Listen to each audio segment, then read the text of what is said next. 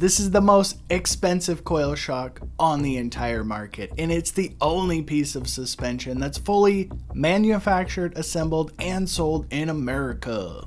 So this shock is super expensive, yes, but check this out. So you may save some money by buying a rock shock, but you're not going to be able to get parts after 5 years of use. A shock could last longer than 5 years. This 11.6 is more than 5 years old, and all you have to do is mail it in to Push, have it serviced, pay a little extra fee, and you're fully up to date. So going expensive can actually be cheaper in the long run. Today I'm going to be riding the up-to-date 11.6, not the one I just showed you. At first glance at this shock, you're like, wow, it doesn't even have a piggyback, but it's off to the right. That's for fitment, so this probably fits in every single bike in the market as long as your budget is allowing. The 11.6 features 16 clicks of low speed rebound. It is a massive usable range because I was not on the dead slow number. So you can be very heavy or very light and get along with the rebound settings. For sure, the 11.6 has the most range and compression of any shock on the market. I basically lost count, but I pulled this off their website. It's got over 20 clicks of high and low speed compression. Now there's a massive range in compression and rebound, but if you buy it direct from Push for $1,600, they will revalve this thing, set up the compression, put the spring on and the mounting hardware, basically bolt it into your bike and never think about it again. If you opt for the cheaper version from JensenUSA.com, you need to not fear because Push has the absolute best setup guides in the entire mountain biking industry. They are open source, ready to go. Even if you buy this shock used, they are very friendly and open. America. So basically, it's this massive page of where to set the compression and what spring to use. There's a 2-position lever on the 11.6. If you put it to the up setting after following the setup guide, it is the firm mode. If you put it to the lower setting after following the setup guide, it's the DH plush mode. De facto customizable climb switch, I'm gonna call it. The setup guides are a little overwhelming, but if you have a highlighter and a pen, a little bit of patience, you will be absolutely dialed. One caveat to the setup guide, they are bike specific, so if you have an oddball bike, it's not going to work. But today, I don't have an oddball. Pretty standard stuff inside the setup guide, except for it's recommending me a 500-pound spring for my body weight. So that tells me this is a heavily damped shock from the factory. The Push spring comes in at 395 grams, and if you're American, that's 14 ounces, so it is not a light spring. It does have some technology built in, like a barrel shape so it doesn't bind. It's gravity-oriented suspension and it comes in at 1 pound 15 ounces, nearly 2 pounds, so it's not a lightweight. The Push Hypercoil is available in 25-pound increments, so you can get super dialed. The 11.6 coil I'm riding today features a 12.63 millimeter aluminum stanchion. So every 11.6 is very bike specific. They can make an oversized steel stanchion if you have a Levo or Kenevo. But today I'm going to be riding the alloy one on an Amish bike. I'm forced to ride this 11.6 on a Yeti SB150 because of its aluminum stanchion. It was a little disappointing I couldn't rip it off and put it on my e-bike. But manufacturers like Push use aluminum stanchions because they can get a better coating on the stanchion.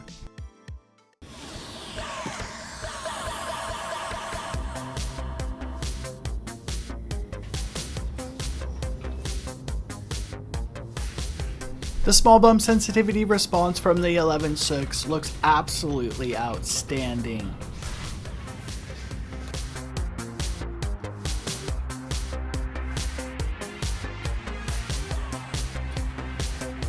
The parking lot test told me this is a heavily damped shock, and I already know this because it told me to ride a 500-pound spring, and I am a heavy dude for a 500-pound spring. So if we think about the shock setup like computer programming, basically Push gives you all the programming, so you should be able to have it pretty dialed on your first ride. Now when you buy a high-end Fox shock, it can take like 1 to 3 rides, and maybe you could never get it right. As a certified coil shock snob, The 11.6 has world-class small bump sensitivity on normal trail riding. It really isolates you and your body from the trail when you're just cruising around. Being a little nervous on a brand new shock and bike, I was like, well, let's give it a shot. The most impressive ground hugging traction I have ever felt. Climbing back out of that hole was super impressive, but we have to blame Yeti for its good climbing kinematics.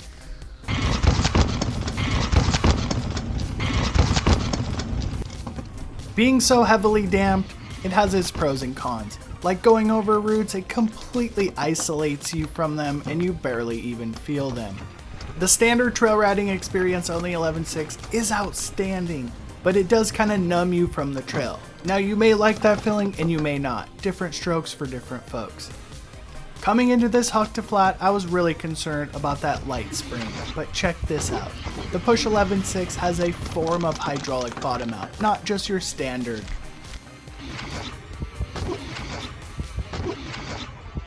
Our twin piston hydraulic bottom out feature also adds progressiveness to the end stroke of the shock, but in a different way, because it actually requires speed sensitivity to activate. So while you may go deep in the stroke, the hydraulic bottom out feature may not activate if the shaft speeds aren't high enough. The hydraulic bottom out piston is designed to add in high levels of additional compression damping to support the suspension only when needed, such as large drops or really deep square impacts. Whether it's low speed deep G-outs or huge hucks to flat, the two systems combined provide you with the ultimate in bottomless feel.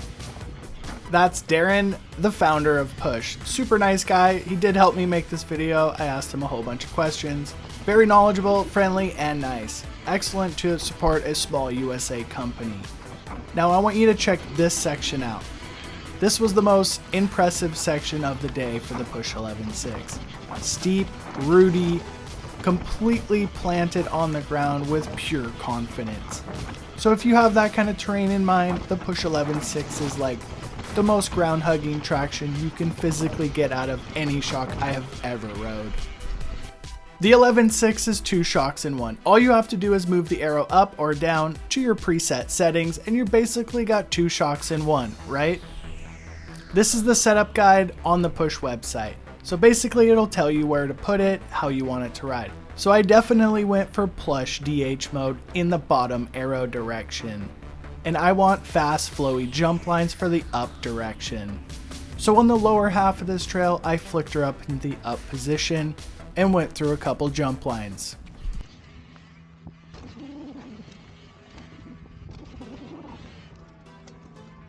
I'm not the most talented rider, but I definitely found a noticeable lack of pop out of the rear suspension on the 11.6, even with the precise settings that they recommend.